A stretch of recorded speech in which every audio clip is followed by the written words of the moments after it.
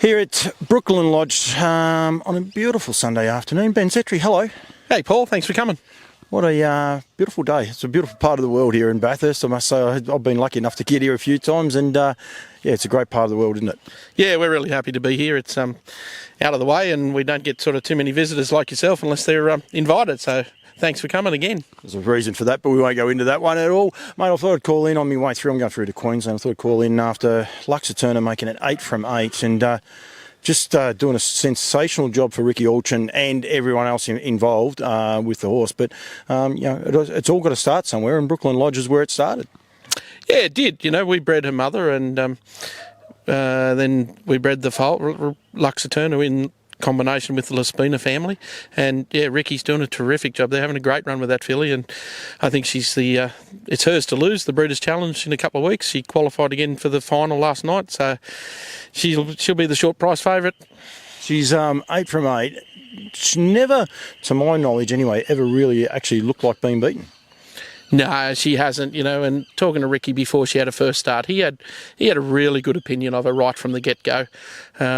He didn't sort of let on how good she was, and in his words, he said, I'll let her do the talking, and by gee, she's talking loud. Yeah, and presented beautifully, and Mum's there out the back with Janet. She's the darker mare. I think Lux probably looks a little bit better than her. She's that stronger sort of dark bay horse. She's a bay filly by Captain Treacherous. She's just got a real stamp about her, something to sort of look at. Yeah, and Captain Treacherous does that. You know, it doesn't matter the mare that he goes to. He does improve the quality of the stock that they produce. He's doing a terrific job, Captain Treacherous, on the racetrack and in the sales ring. So we're very excited to have the mare here, and also to be offering a full brother to LUX AETERNA at the sales come yearling's time. Yeah, her strike race outstanding. Our redemption. No, yes, it is our redemption. Thank you. Have we got the right horse?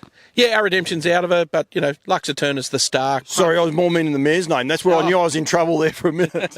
No, our redemption's one of the progeny. She won during the week. She's going to the Breeders' Challenge 3-year-old semi-finals come Saturday, and then of course you've got Crunch Time and Captain Crusader. Both winning in America. I think both have had over 20 wins each. Yeah, no, they've done a terrific job. And Ricky trained both of them as well, you know, so Ricky's had a great affiliation with the family through the Laspinas, and yeah, it's been a great combination.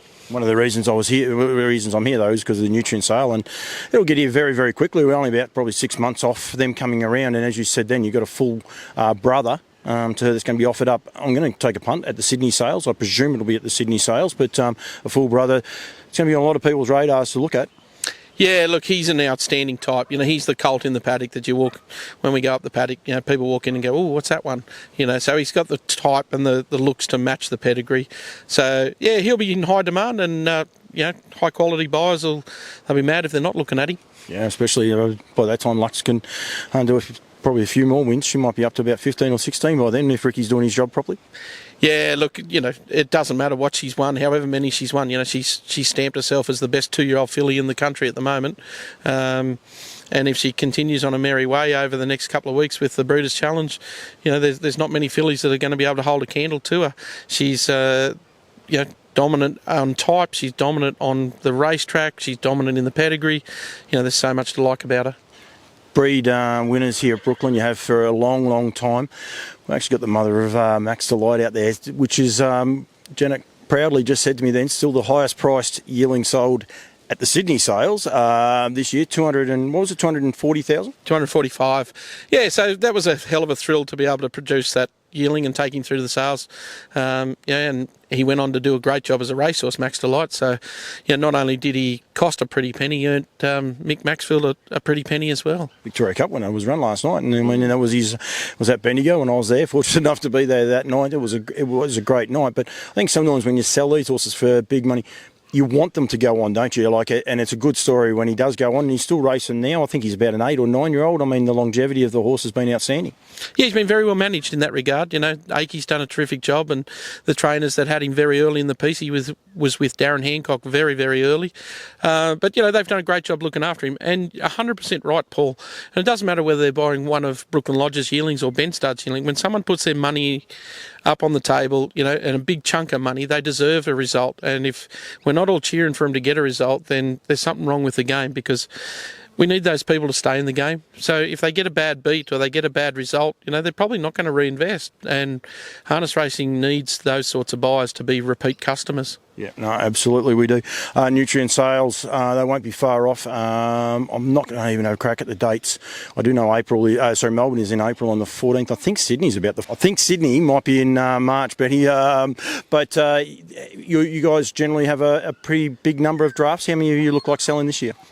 Yeah, I think our draft for Sydney's around about the 23, 24 mark, just off the top of my head. We're not going interstate this year. We'll just concentrate solely on Sydney at this stage. None for Bathurst either? No, I think we're all in Sydney. We've sort of cut our numbers back over the last couple of years. So I think we're wholly and solely dedicated to Sydney this year. All right, that'll keep Mel busy enough anyway. 23, she'll have to have. Do you help her pick out the dresses or? No, that's all her and Heather.